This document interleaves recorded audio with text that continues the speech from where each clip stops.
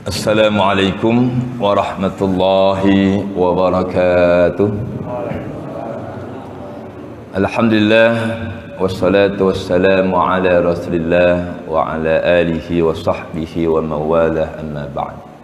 Allahumma salli ala Sayyidina Muhammadin al-Fatih lima ughliqa wal khatim lima sabaqa nasil haqqi bil haqqi wal hadi ila siratikal mustaqim wa ala alihi haqqa qadrihi wa miqdarihil azim.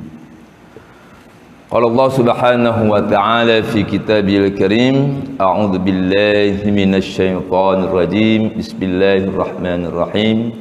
Innallaha wa malaikatahu yusalluna 'alan nabi ya ayyuhalladzina amanu sallu alaihi wa sallimu taslima. Wa qala Rasulullah sallallahu alaihi wasallam, man shalla alayya wahida sallallahu alaihi asyrah, wa man shalla alayya asyrah sallallahu alaihi mi'ah, wa man shalla alayya mi'ah marrah sallallahu alaihi alfa marrah, wa man shalla alayya alfa marrah harramahullahu jasadahu 'alan nar. Shadaqallah wa sadaqa Rasulullah sallallahu alaihi wasallam. Kaum muslimin, jamaah salat subuh berjamaah Masjid Al-Istiqamah, semoga kita semua jadikan oleh Allah hamba-hamba yang istiqamah dalam menjalankan ketaatan kepada Allah Subhanahu wa ta'ala. Amin ya rabbal alamin. Jemaah sekalian, pada subuh kali ini kita ambil tema, ya, dahsyatnya bersalawat kepada Nabi kita Muhammad sallallahu alaihi wasallam. Kenapa kita diwajibkan bersalawat kepada Rasulullah? Jemaah sekalian, ya, sebelum kita membahas tentang dahsyatnya salawat dan kenapa kita wajib bersalawat, kita harus, ya, tahu dulu, ya, dalam hidup ini, ya, dalam Islam kita punya kewajiban ma'rifah, mengenal. Pertama ma'rifatullah, ya, pertama kita wajib mengenal Allah. Kedua, kita wajib mengenal ma'rifatu Rasulillah. Kita wajib mengenal Rasulullah. Karena kita tidak akan kenal Allah tanpa mengenal Rasulullah. Maka syahadatun enggak sah kalau hanya asyhadu an la ilaha illallah. Harus wa asyhadu anna Muhammadar Rasulullah. Jadi kalau ada sebagian umat Islam, Pak, enggak mengakui Rasulullah, ya, bahwa kafir. Orang yang tidak beriman kepada Rasulullah, dia adalah kafir. Nah, ya, kenapa, ya, Rasulullah SAW begitu tinggi derajatnya di hadapan Allah Subhanahu wa ta'ala? Bukti bahwa Rasulullah SAW itu makhluk Allah yang paling tinggi derajatnya, nama beliau senantiasa disanding dengan nama Allah Subhanahu wa ta'ala. Jadi jemaah sekalian, Rasulullah itu makhluk yang paling mulia, a'zamun nasi qadran. Nabi Muhammad adalah makhluk yang paling tinggi derajatnya di hadapan Allah Subhanahu wa ta'ala. Sudah tidak ada lagi derajat di atas kenabian Nabi kita Muhammad sallallahu alaihi wasallam.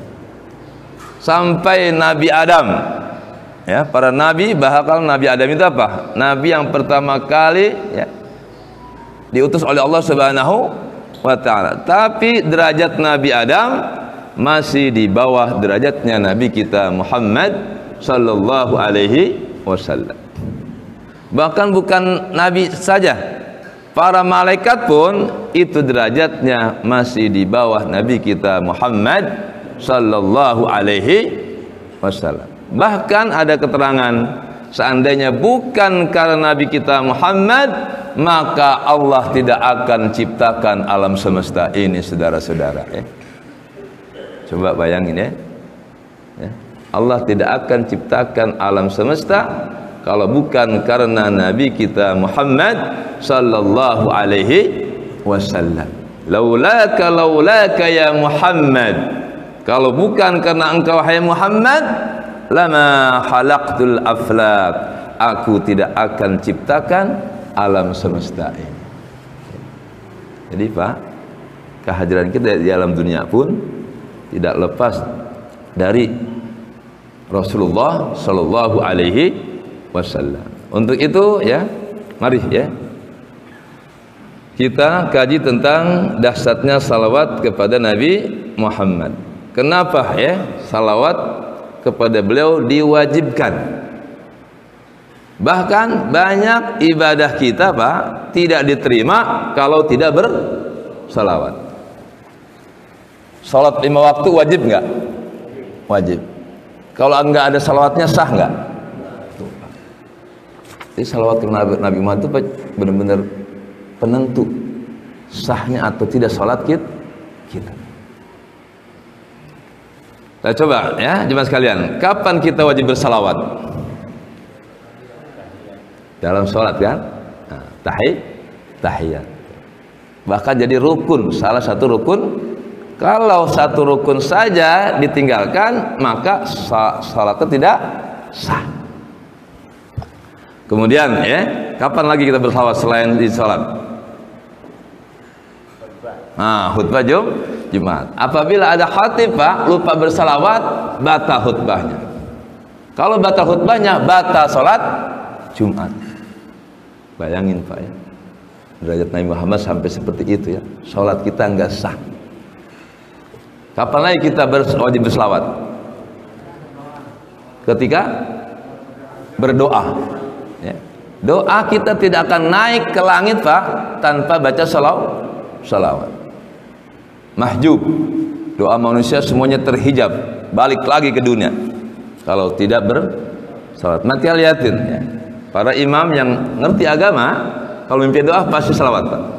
Lihat ya, tadi saya kan, alhamdulillahi rabbil alamin hamdan yuwafi ni'amahu wa yukafi mazidah. Ya Rabbana lakal hamdu wa lakal syukru kama yanbaghi li jalalikal karim wa azimi sul. Allahumma salli ala Sayyidina Muhammad wa ala ali Sayyidina Muhammad.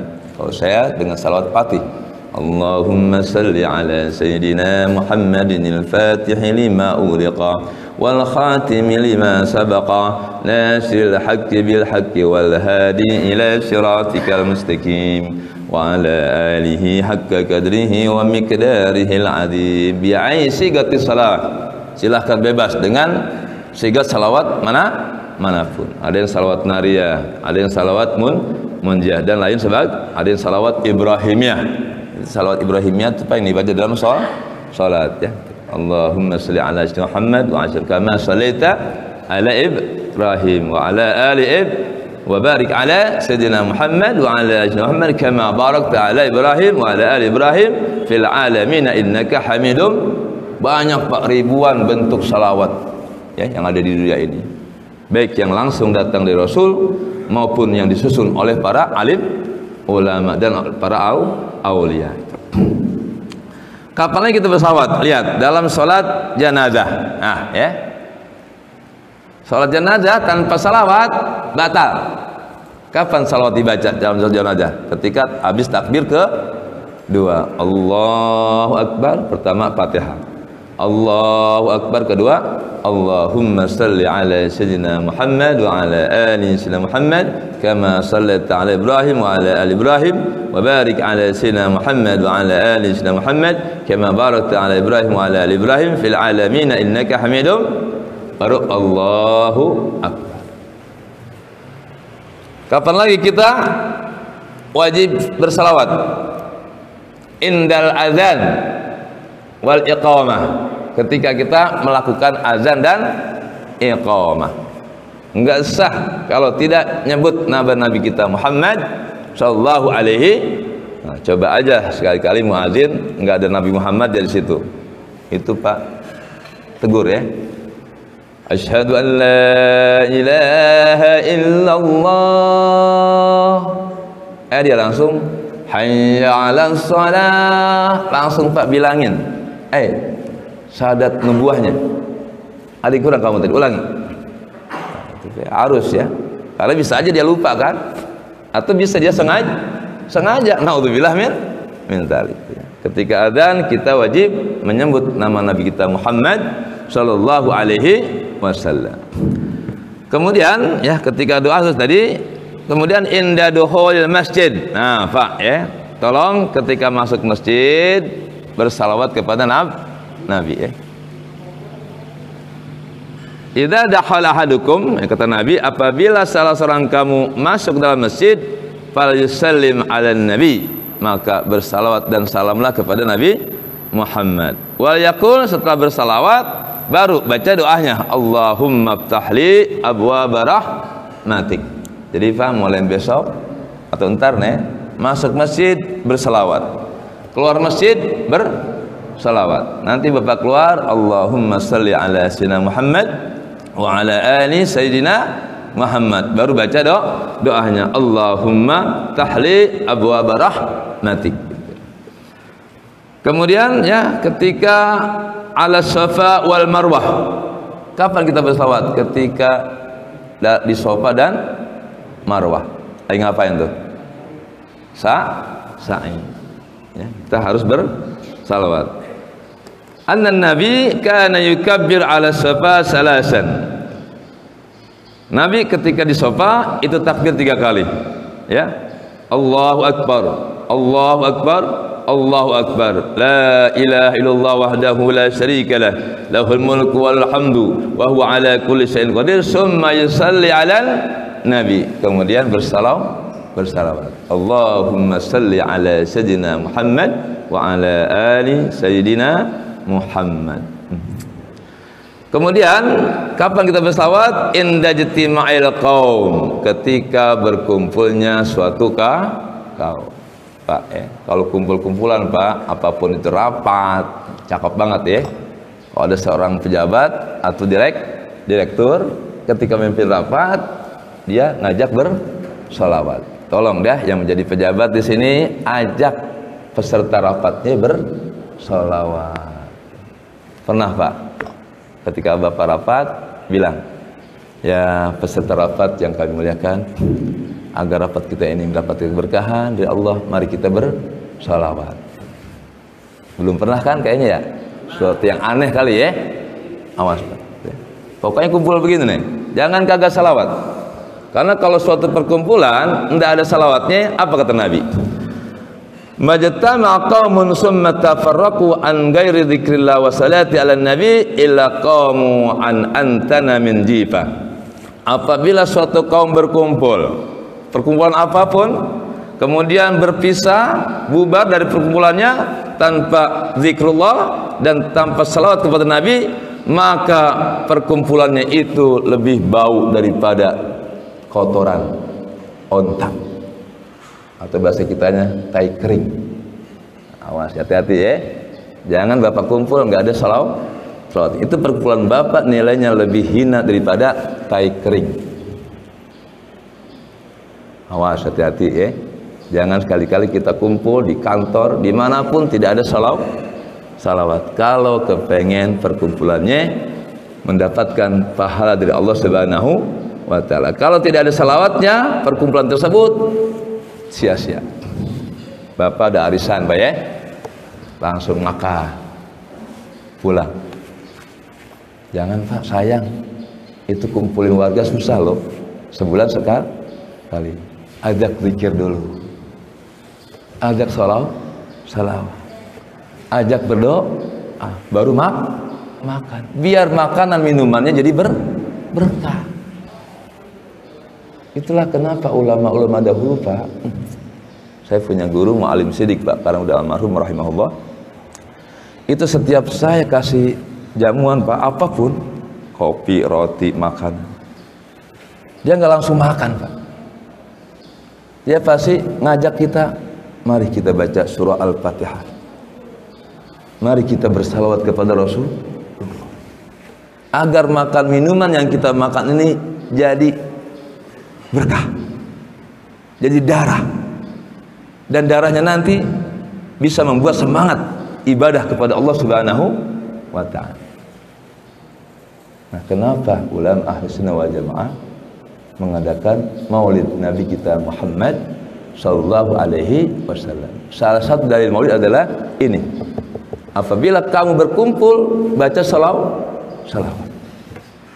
maka orang-orang Islam yang mengadakan maulid itu tidak lain adalah mengamalkan hadis ini. Apabila kalian berkumpul, tolong jangan bubar tanpa salawat. Maka saya aneh Pak, kalau sebagian ustadz yang membid'ahkan maulid, saya aneh.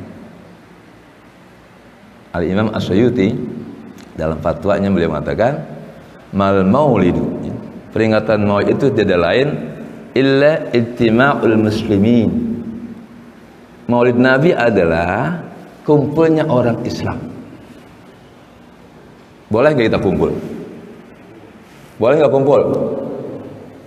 Jangankan kumpul untuk bersolawat, kita kumpul main gaple aja masih boleh. Bapak kumpul arisan boleh, tapi kata Nabi, kalau kumpul kalian tanpa salawat itu sia-sia.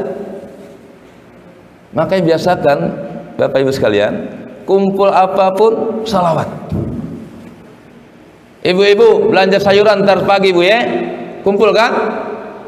Ajak ibu-ibu, mari sebelum kita milih sayuran, kita bersalawat kepada Nabi Muhammad sallallahu alaihi. Cakep nggak? Ah, tolong Bu, ngobrol mulu ah. Ntar kalau beli sayuran tuh, ibu kan kumpul, langsung, ya salam-salaman ya. Kemudian mari kita bersalawat. Allahumma salli ala Sayyidina Muhammad wa ala ali Sayyidina Muhammad. Baru dah milih sayuran. Pokoknya majtama qaumun, apabila suatu kaum berkumpul, summa tafarraqu, lalu bubar dari perkumpulannya tanpa ada zikrullah dan salawat kepada Nabi, maka perkumpulan mereka itu lebih hina daripada tai kering. Mau Pak dapat tai kering? Ya, awas, sekarang amalin nih hadis ya. Dan Allah pun perintah, innallaha wa malaikatahu yusalluna 'alan ya ayyuhalladzina amanu sallu 'alaihi wa sallimu taslima. Kapan kita wajib berselawat? Inda wurudi dzikrihi, ketika nama Nabi disebut. Tolong Pak, dimanapun Bapak Ibu mendengar nama Nabi disebut, langsung bersalawat. Baik Bapak ngedengar kaset di masjid, ada ceramah walaupun lewat kaset, misalnya Pak MJ ceramah dalam kasetnya, saudara-saudara Nabi kita Muhammad, nah itu kita ngedengar Muhammad, langsung Allahumma salli ala Sayyidina Muhammad atau sallallahu alaihi wasallam. Tolong Pak ya, ini kadang-kadang nih kita lupa. Kata Nabi, orang terpelit abhalun nas, manusia terpelit adalah bukan orang yang kagak pernah sedekah ke masjid,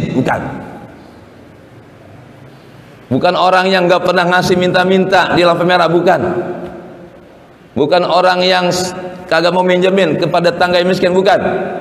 Abhalun nas, manusia yang paling pelit di dunia adalah indama dzukirtu, ketika namaku disebut falam yusalli alayya, dia tidak bersalawat kepadaku. Itu manusia paling pelit di dunia.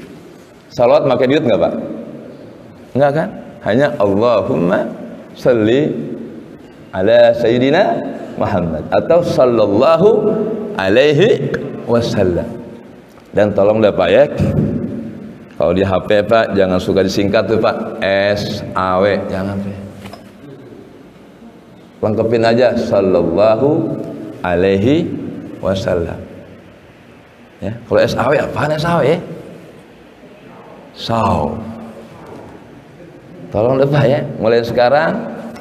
Nah, bahkan dalam sebuah hadis, apabila kamu menulis, dalam tulisan itu ada Allahumma salli ala Sayyidina Muhammad, maka selagi tulisan itu ada di buku itu, maka kita dapat rahmat dari Allah Subhanahu. Makanya kenapa ulama dahulu kalau ngarang kitab pasti Allahumma salli ala Sayyidina Muhammad wa ala ali Sayyidina, agar karangannya jadi berkah. Jadi mas sekarang kata Imam Suyuti, maulid itu hanyalah kumpul orang beriman. Nah, kalau kumpul apa tuh? Al-jamaah ya. Al-jamaah barokah. Kumpulnya orang Islam mendatangkan keberkahan. Tapi kalau kumpulnya tidak ada salawatnya, maka tidak ada keberkahan. Jadi ya jemaah sekalian, ayo biasakan kumpulan arisan, keluarga, RT, RW, rapat di kelurahan, rapat DKM ya. Jangan lupa ya, zikir kepada Allah, kedua baca salawat. Makanya kenapa kalau pengajian ulama-ulama terdahulu dan sekarang pun itu sebelum ngaji zikir dulu, Mas Imam. Jadi langsung ngaji. Kalau tadi kita kebetulan sudah zikir ya. Kalau ulama asal jamaah ketika ngaji nggak langsung kajian, itu songong, ya. Songong. Kalau ada kajian Pak Helmi kagak ada zikirnya dan tidak ada salawatnya. Itulah kenapa diisi dengan tahlilan. Ini sebenarnya. Ketika mau ngaji bersihin dulu jiwa kita. Astaghfirullahaladzim. Istighfar dulu.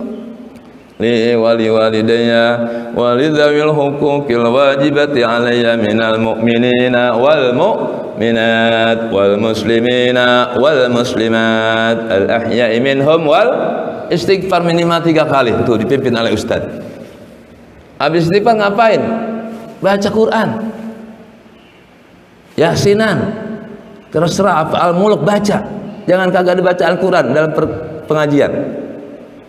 Qul ya kulhu, falaq bin nas, ayat kursi, amanah rasul, ya.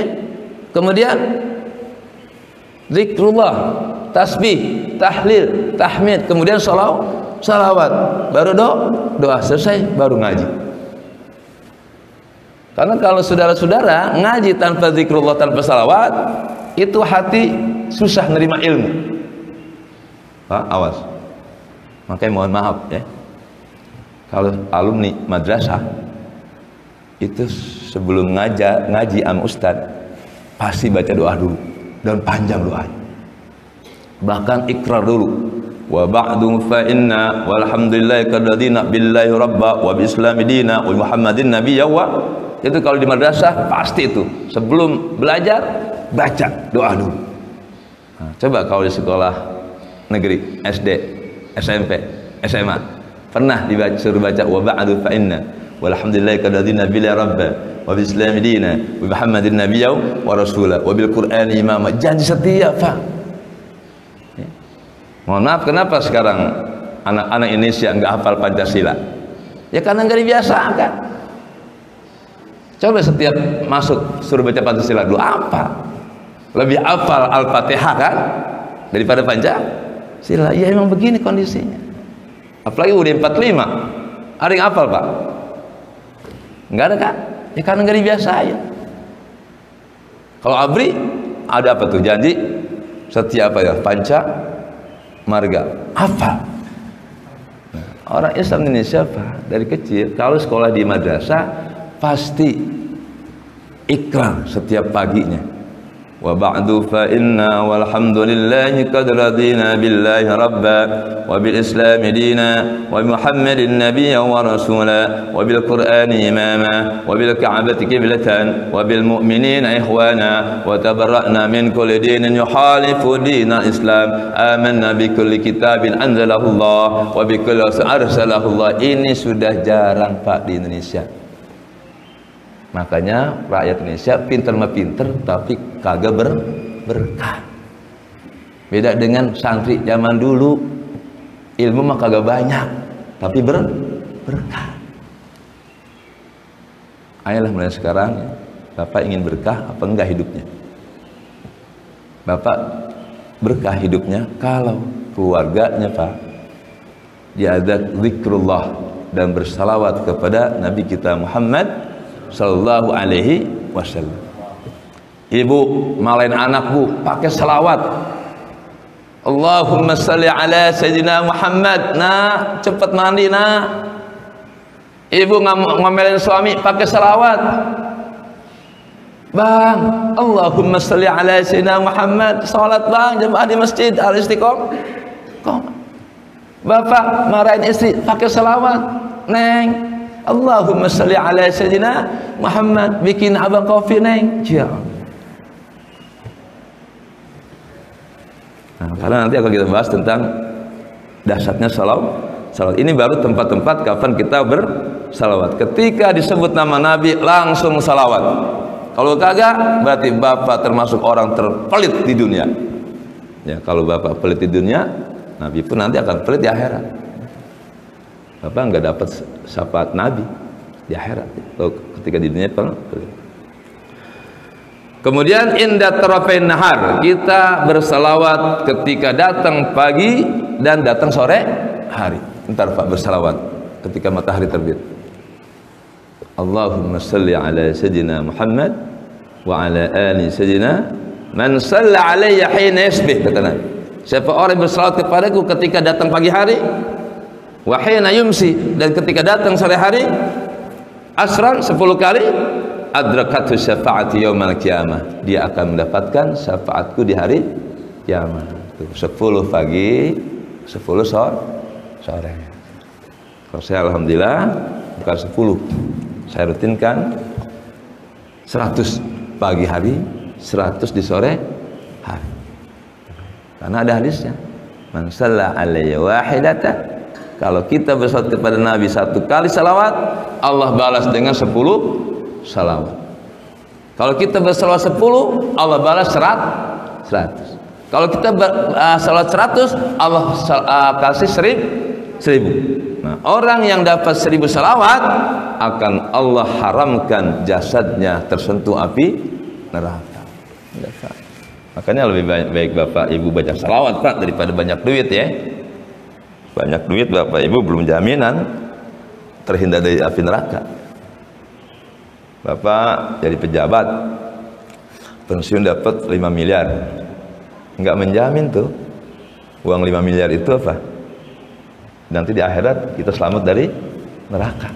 Bisa-bisa uang itu membuat kita nyebur ke neraka. Tapi kalau banyak salawat, udah pasti janji Nabi. Orang yang bisa salawat 1000, maka jasadnya akan diharamkan masuk neraka. Haram masuk neraka. Jadi kalau tahu ilmunya Pak, nggak akan malas orang Islam baca salawat. Ibu masak, baca salawat Bu. Kira-kira kalau masak perlu waktu sejam ya. Nah, itu bisa 1000 ya. Boleh nggak Ustaz sampai dilagukan? Boleh. Allahumma salli ala sayyidina Muhammadin tibil qulubi wa dawaiha wa afiyatil abdani wa shifaiha wa nuril absari wa diyaiha wa ala alihi wa sahbihi wa sallim. Sambil goreng tempe, Allahumma salli, biar tempe jadi obat. Itu namanya salawat tibil qulub, salawat penyembuh hati. Baca tuh. Kenapa Bu, Bapak? 88 salawat itu macam-macam, tergantung tujuannya. Kalau kepengen sehat lahir batin, baca salawat ini ya. Salawat namanya tibil qulub, dokternya hati, karena Nabi adalah penyembuh penyakit hati ya. Makanya orang Islam enak Bu ya, lagi nggak punya duit salawat. Kalau nggak punya duit, lain lagi 8 salawatnya ya. Kalau lagi sakit, lain lagi salawatnya. Makanya ribuan bentuk salawat. Kalau yang saya amalin, saya mengamalkan salawat Fatih. Allahumma salli ala Sayyidina Muhammadin al-Fatih lima uliqa wal khatim lima sabaqa nasil haqqi bil haqqi wal hadi ila siratikal mustaqim wa ala alihi haqqa qadrihi wa miqdarihil azim. Itu mutiaranya salawat. Pimpinannya salawat adalah salawat Fatih yang ada dalam tarekat Tijaniyah. Kemudian kapan ya kita bersalawat? Indal wukuf ala qabri Rasulullah SAW, ketika kita berdiri diam berziarah ke makam Nabi kita Muhammad sallallahu alaihi wasallam. Lihat Bapak yang sudah haji ya, itu walaupun kagak lama Pak, sambil lewat ya, apa yang dibaca? Ayo, salawat. Banyakin salawat ketika di Masjid Nabawi. Ya Rasulullah, ya Habiballah, sambil kita tatap makamnya walaupun sambil berjalan. Ya Rasulullah, ya Habiballah, ya khair khalqillah.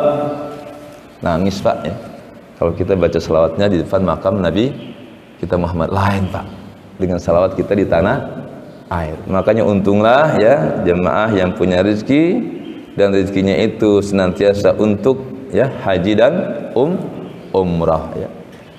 Sunnah haji Pak 5 tahun sekali ya. Kalau Bapak punya duit itu sunnahnya Pak berangkat haji 5 tahun sekali. Umrah pun begitu, sunnahnya 5 tahun sekali. Jangan setiap tahun Mas Imam ya. Kenapa? Orang kalau setiap tahun umrah, mohon maaf ya, biasanya apa? Nemplok tuh penyakit ria ya itu. Orang keseringan haji sama ya, dan niat hajinya udah nggak kayak pertama. Mohon maaf dah, orang para alim ulama kiai yang punya travel haji dan umrah, dia kan hampir setiap tahun tuh memimpin jemaah. Itu beda Pak dengan orang yang pertama kali berangkat, rasa sahdunya beda. Saya aja alhamdulillah udah 5 kali tugas. Itu yang pertama, wah terharu betul. Kedua, sekian persen. Ketiga, nah beda. Jadi jangan sering-sering haji ya. Minimal 5 tahun sekali. Nah di Indonesia alhamdulillah bukan 5 tahun sekali. Berapa kira-kira? 25 tahun sekali. Jangan-jangan nih antar jemaah nih udah setor nunggu 20 tahun, gula udah 1000 ya, gagal ginjal jantung koron, kalau nungguin haji 20 tahun sampai apa kagak ini ya. Oh mati dulu nggak apa-apa. Orang yang mati sambil nungguin antrian haji itu sudah dapat pahala haji. Amin ya robbal.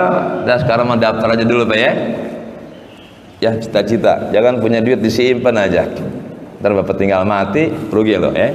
Beda. Udah setorin, nungguin antrian mati, itu gugur kewajiban. Tapi kalau Bapak punya uang 50 juta disimpan di bank, sayang untuk haji, mati, itu Bapak punya utang haji. Iya kalau anaknya anak yang soleh, Bapak nanti dihajikan. Kalau kagak, uang yang 50 juta dihabisin sama anaknya. Iya kalau istrinya soleha, kalau kagak, uang 50 juta dibuat kawin lagi dengan orang lah. Tuh, makanya cepat yang punya uang daftar Pak ya. Saya dulu waktu saya masih menikah setahun 2 tahun Pak, bahkan sampai sudah anak 3 belum punya rumah saya Pak. Akhirnya istri saya suka ngomong ke saya, "Bi, ini anak udah 3, masa sih masih nebeng aja di yayasan tuh Pak." Saya di yayasan di lantai 2 sekamar Pak. Udah segitu kamar saya sama istri saya anak 3. Istri saya bilang, "Beh, tuh teman Abi kerja di pabrik aja udah bikin rumah Bi walaupun kecil. Kapan sih Bi? Umi pengen rumah buat anak-anak biar nyaman Bi." Nah, ketika itu Pak Bu saya punya tabungan 20 juta. Jadi PNS 5 tahun dapat nabung 10 juta.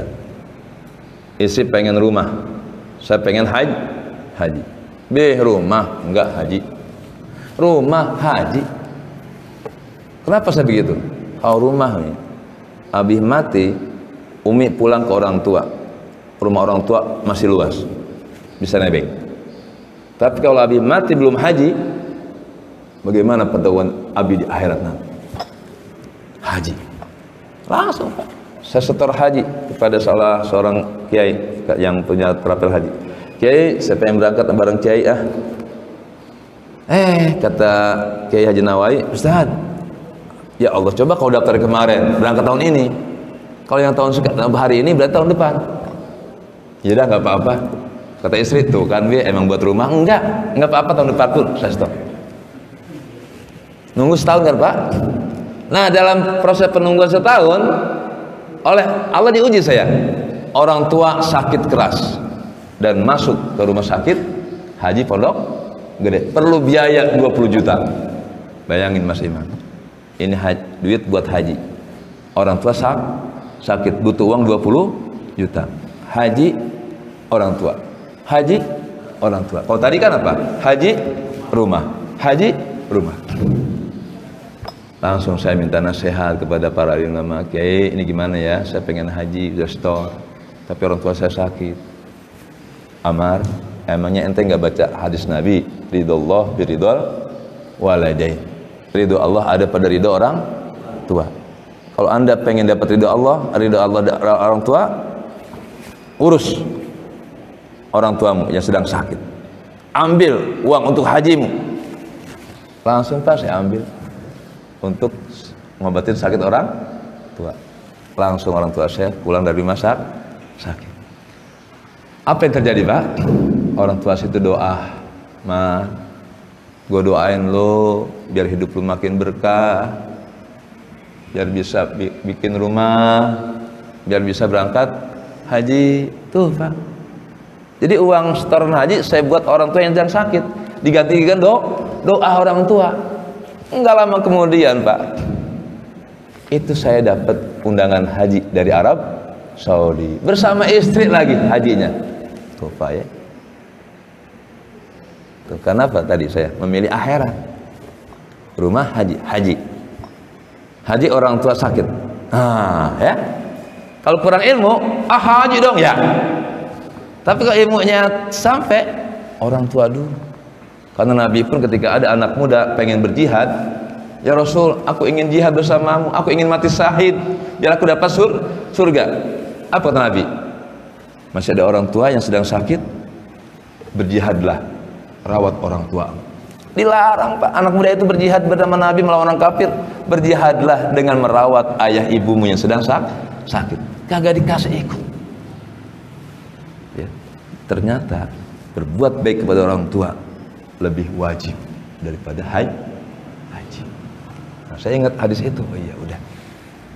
Ternyata kemudian saya diundang haji oleh kerajaan Arab Saudi dan harus ngajak istri. Saya berpikir, loh kok kan saya mintanya satu, kedutaan besar Arab Saudi, kenapa wajib istri ikut? Mungkin bisa jadi Pak, karena istri saya ikhlas. Ketika istri pengen rumah, saya haji, mengikhlaskan kepengen bikin rumahnya untuk haji. Kepengen saya pengen haji, nggak jadi, ingin nyenengin orang tua, karena ridho Allah ada pada ridho orang tua. Akhirnya apa yang terjadi Pak? Saya bisa bikin rumah, saya bisa berangkat haji berulang kali. Alhamdulillah. Makanya ya kedepankan akhirat Pak dalam hidup ini. Kemudian indal khuruj ila suq aw ila da'wat, ketika mau ke pasar baca selawat, atau mau kondangan, mau arisan baca selawat. Ya, keluar rumah baca salawat, masuk rumah baca salawat, masuk pasar baca salawat, keluar pasar baca salawat. Boleh sambil didendangin, boleh. Salawat apa aja, salawat apa aja.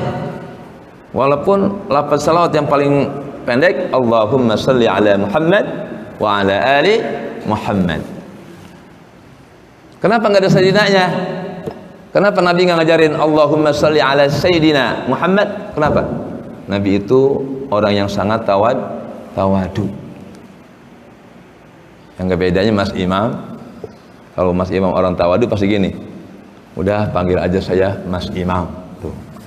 Walaupun gelarnya profesor, doktor, MH, SH, MPD, MSc, tapi Mas Imam, udah cukup aja panggil saya Mas Imam. Enggak pernah kan Mas Imam, tolong panggil gue ya profesor, enggak kan? Nabi pun seperti itu, Pak. Nabi enggak merintah umatnya panggil aku Sayyidina. Enggak. Kan Nabi mengedepankan ya apa? Tawadunya. Nah, umatnya harus tahu diri. Ya. Manggil Nabi jangan namanya doangan. Karena Allah ajarkan, Allah aja manggil nama Nabi enggak namanya langsung. Pasti pakai gelar. Ya ayyuhan nabi, enggak ya Muhammad. Itu Allah, Pak, kepada Nabi Muhammad enggak pernah nyebut ya Muhammad. Tapi kepada nabi-nabi selain Nabi Muhammad namanya langsung. Ya Adam, wa ya Musa, wa ya Ibrahim, ya Isa. Semua nabi dipanggil namanya langsung. Tapi ketika Allah manggil nama Nabi Muhammad enggak pernah langsung nama nabi. Gelarnya Pak sebut. Muhammadun Rasulullah. Ya Rasulullah, ya ayuhan Nabi, ya Taha, Yasin. Tuh gelar-gelar Nabi. Ini umat Muhammad sombong banget ya, nggak mau menyebut Sayyidina. Itu namanya kurang adab. Banyak ilmu kurang adab bahaya. Ya. Lebih baik ilmu pas-pasan tapi adabnya tinggi, selamat. Ya. Karena nanti ya, ada kejadian pada akhirat. Orang Islam ibadahnya banyak kurangnya, tapi orang ini banyak salawat kepada Nabi Muhammad. Surga Pak tanpa dihisab. Dan beberapa keutamaan salawat satu ya, yang saya baca, idza ma syi'ta fid darani tas'al fakassir bis salati ala Muhammad. Kalau Anda ingin hidup bahagia di dunia dan di akhirat, perbanyak salawat kepada Nabi Muhammad. Berapa? Seharian penuh salawat. Lebih bagus. Karena ada sahabat, ya Rasul, seberapa banyak aku salawat kepadamu? 1 jam dalam sehari? Atau seperempat hari? Atau setengah hari? Atau semua hari aku bersalawat? Silahkan. Semakin banyak semakin bagus tuh. Kalau ingin hidup bahagia dunia akhirat, banyakin salawat. Kedua, manfaat salawat, Pak. Ya. Wa in ja'al mamatu tara umuran tusirruka bis salati ala Muhammad. Orang yang banyak salawat nanti ketika sakaratul mautnya itu senyum. Kenapa tersenyum? Karena dijemput oleh Rasulullah sallallahu alaihi wasallam. Enggak bedanya, Pak, ya. Kita pulang haji atau dijemput sama istri, ya Allah. Senang enggak? Bagaimana kalau kita pulang haji, Pak, dijemput sama presiden? Mas Imam umroh nih. Presiden sama pengawalnya jemput. Selamat datang, welcome Mr. Imam. Ya Allah. Pak, disambut presiden aja betapa senangnya. Bagaimana ketika kita mau mati, sakaratul maut Nabi datang, Pak. Orang yang banyak selawat itu matinya gampang, lompat ruhnya. Seperti ikan kocolan, tahu ikan kocolan? Langsung lompat. Tapi orang yang hubud dunya, benci sama Nabi, itu nyawanya susah keluarnya, ketakutan. Sementara Israel harus melaksanakan tugas, sementara dia kagak mau keluar. Tidak, ayo keluar, udah habis kontrakan kamu di dunia, pindah alam. Enggak. Nah, orang Islam yang banyak selawat itu ketika sakaratul maut nyawanya cepat bisa dari jasad kita. Karena apa? Udah ditungguin oleh Rasulullah Shallallahu Alaihi Wasallam. Itu Pak, orang yang suka berselawat. Ya. Kedua, wa indal qabri tadhfar bil amani. Orang yang banyak selawat di alam kubur akan mendapatkan kebahagiaan di alam kubur. Yang sempit jadi luas, yang gelap jadi terang. Tuh, Pak. Bahkan nanti Nabi nemenin kita, Pak, di alam kubur. Wala tahsya minal malakaini ru'ba. Orang yang banyak selawat jangan takut ketika kedatangan malaikat munkar dan nakir. Nah, kan nanti kan kita akan didatangin munkar dan nakir, akan ditanya kan? Enggak usah takut. Wa idza sa'alaka, kalau munkar nakir bertanya kepadamu, qul lahuma Muhammad. Udah, katakan kepada munkar nakir, wahai munkar nakir, di sampingku ada Nabi Muhammad sallallahu alaihi. Kira-kira Pak, malaikat munkar nakir berani enggak galak sama orang yang di sampingnya ada Rasulullah? Karena munkar nakir pun apa? Hormat kepada Rasulullah. Enggak mungkin munkar nakir menyakiti orang yang di sampingnya ada Rasulullah sallallahu alaihi wasallam. Ya Allah, nemenin kita pada alam kubur Nabi. Kok bisa Ustaz? Bisa. Nabi itu apa? Cahaya alam semesta. Bapak jangan ragu-ragu dengan Nabi Muhammad. Alam semesta ini diciptakan dari nurnya Nabi Muhammad sallallahu alaihi. Malaikat munkar nakir itu diciptakan dari nurnya Nabi Muhammad sallallahu alaihi. Matahari diciptakan dari nurnya Nabi Muhammad sallallahu alaihi. Makanya cahaya matahari tidak bisa mengalahkan cahaya Nabi Muhammad, Pak, Bu. Nabi kalau jalan di tengah teriknya panas matahari, itu enggak ada bayangannya. Kenapa? Cahaya Nabi lebih terang daripada cahaya matahari. Kenapa kalau kita tuh bawa lampu berapa watt aja, Pak? Tuh ada bayangan saya. Remang-remang. Ini baru cahaya yang redup, ada bayangannya. Nabi Pak, matahari di atasnya itu bayangannya nggak ada. Kenapa? Cahaya matahari kalah dengan cahaya Rasul. Nabi Muhammad itu bagikan matahari anta syamsun. Yang namanya sinar matahari itu Pak menerangi semua bumi yang ada di bagian ininya.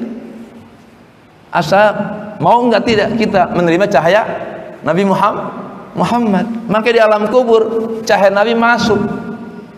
Dan seandainya Nabi nemenin kita pun dalam kubur, itu suatu hal yang bisa terjadi. Karena Nabi Muhammad itu Pak tidak terbatas dengan ruang dan waktu. Nah, inilah keyakinan yang harus kita yakin. Kan Ustaz udah mati. Enggak, Nabi enggak mati. Setiap kita berselawat Pak, itu Allah utus 2 malaikat datengin makam Nabi. Ya Rasul, Mas Imam berselawat kepadamu. Tuh Pak, kenal namanya sama orang tuanya, di absen nama Nabi. Tuh Pak. Kadang-kadang banyak orang yang kurang etik sama Nabi Muhammad sallallahu alaihi wasallam. Dikit-dikit kagak boleh, dikit-dikit musyrik, dikit-dikit kafir, dikit-dikit bid'ah. Ya, karena mereka tidak merasakan Pak. Tuh ya, kemudian ketika salat Id, harus pakai salawat. Pada hari Jumat dan malam Jumat kita harus bersalawat. Indah hatmil Quran, ketika hatam Al-Quran. Ya, ketika baca Quran kita harus bersalawat. Indal hammi wasyada'id wa talabil maghfirah, ini penting. Ketika kita lagi bingung, lagi susah, lagi sakit, lagi dapat bencana, banyakin salawat. Udah Pak ya, orang Islam aman banget hidupnya. Lagi bokeh, banyakin salawat. Dia zikir Allahumma sholli ala nasil haqqi bil haqqi wal hadi. Allahumma 100 pagi, 100 sore. Kenapa? Nilai salawat itu lebih berarti daripada dunia beserta isinya. Ketika masuk kubur Pak, bukan duit yang berguna, salawat. Kan kita sebenarnya bakal masuk kubur loh Pak ya. Istri kita aja nggak bisa nolong Pak, anak kita nggak bisa. Wa talabil maghfirah, ketika mau minta ampun bersalawat. Nah, berlanjut kepada tadi, ketika di alam kubur, ketika malaikat munkar datang menanya kita, apabila munkar nakir bertanya, jawab. Di sampingku ada Nabi Muhammad. Udah tanya aja deh Nabi Muhammad, jangan tanya saya. Lupa ya. Wa fi yaumil hisabi idza bu'isna. Nah, setelah kita di alam kubur, kiamat kubur terjadi, kita pindah ke alam mahsyar. Kita akan dihisab. Wa fi yaumil hisab, orang yang banyak salawat di hari hisab nanti, ya, idza bu'isna, kalau kita dibangkitkan lagi di akhirat, di padang mahsyar, nu'amman bis salati ala Muhammad. Kita akan aman Pak dengan banyak salawat kepada Nabi Muhammad. Enggak ditanya lagi Pak tentang amal-amalan kita di dunia. Mas Imam udah pernah keluar negeri selama corona? Belum? Belum ya? Itu kalau orang biasa Pak, pasti. Mana vaksinnya? Ya. Mana paspornya? Mana visanya? Coba kalau presiden keluar negeri, berani enggak petugas imigrasi nanya? Pak Jokowi, mana paspornya? Bisa dipecat ya? Macam-macam nanya paspor sama presidennya enggak? Nah nanti di akhirat Pak, karena kita rombongannya Rasulullah, orang yang banyak salawat itu rombongannya Rasulullah. Mana mungkin malaikat mau nanya kita berada di gebrong Rasulullah. Waduh, ini mah bukan orang sembarangan kata malaikat. Tuh rombongan Rasulullah. Kalau kita tanya, malu kita sama Rasulullah tuh Pak. Ayolah banyakin salawat Pak, nggak ada ruginya. Nanti di padang mahsyar kita nggak ditanya lagi Pak. Umpama nanti ada orang yang pernah kita zalimi di dunia, nanti Pak orang yang pernah kita zalimin di dunia itu mau nuntut kita, tapi Allah bayarin Pak. Umpama kita punya kesalahan sama tetangga kita di dunia, ya sekian-sekian ya, anggap 100. Nanti tetangga kita itu kan nagih tuh Pak ke kita. Pak Ustaz, dulu kan Ustaz pernah nyakitin saya gini. Ya udah kesampean mau apa kata Allah ya. Ya minta kebaikan kamu agar saya masuk surga. Nanti oleh Allah, udah kamu masuk surga. Tenang, aku sudah ampuni dosa-dosamu.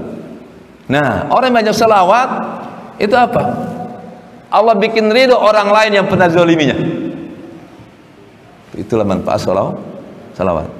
Mas Imam, saya punya utang kepada Imam yang saya 1 juta. Tapi saya kan dekat sama Pak Helmi. Langsung saya masuk ke Pak Helmi. Pak Imam nagih saya, Pak Ahmad, mana uang 1 juta yang utang Pak Ustadz? Pak Helmi bilang, Pak Imam, berapa utang Pak Ahmad? 1 juta. Nih untuk kamu 1 miliar. Kira-kira Mas Imam nagih saya enggak? Enggak. Karena sudah dibayar lebih banyak oleh Mas Imam. Itulah manfaat salawat kepada Nabi kita Muhammad sallallahu alaihi wasallam.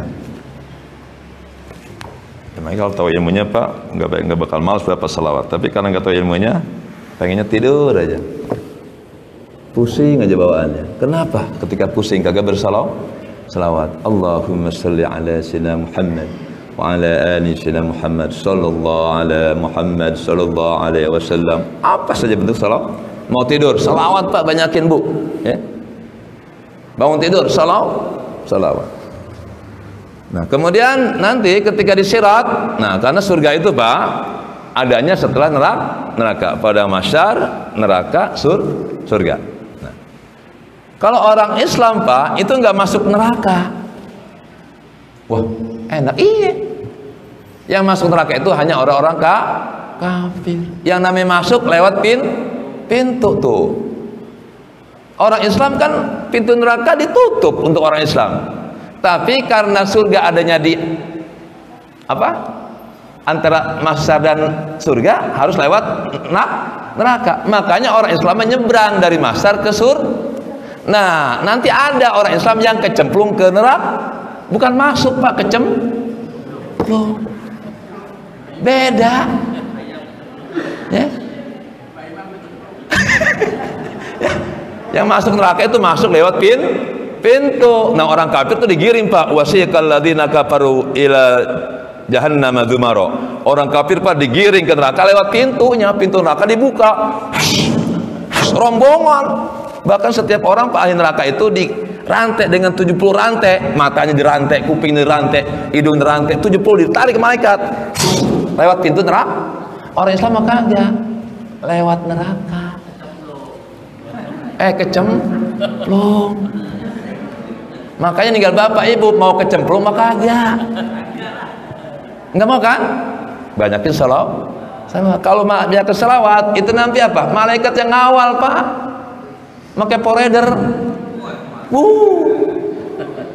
Kalau barki seperti kilat dari mahsyar ke surga. Tahu-tahu ada di surga Iliyin, surga yang paling tinggi. Itu orang yang banyak salawat. Orang yang kagak banyak salawat itu biasa-biasa saja masuk surganya. Ketika jembat ke surga, dia merangkak. Ada yang miring ke kanan, ada yang miring ke kiri. Mana jembatan itu lebih tipis daripada rambut dan lebih tajam daripada pisau? Kayak apa? Tapi orang banyak salawat kagak begitu, Pak. Nah, malaikat yang narik, punya pesawat jet, ya. Dan suami yang banyak salawat bisa ngajak istrinya, tuh, ya. Makanya nggak usah malas Pak salawat. Biar istri sering ngomel-ngomel, biarin. Yang penting bapaknya banyak salawat. Ketika ke surga, kira-kira apa bapak tega membiarkan istri yang rewel itu belakangan surganya? Nggak mau kan? Pasti kita ngomong, ya Allah, saya nggak enak kalau ke surga sendirian. Saya kepengen dampingin istri. Kata malaikat, istrimu bawel, biarin bawel juga. Yang penting saya ke surga bareng-bareng sama, karena yang lainnya bawa istri, kenapa saya tidak? Ya Allah, tolong istri saya. Waduh, istri kamu lagi diperiksa. Langsung, mana istri Pak Ustadz Imam? Cepet, suami kamu ninggain, nungguin tuh. Itulah kenapa istri harus taat sama suami.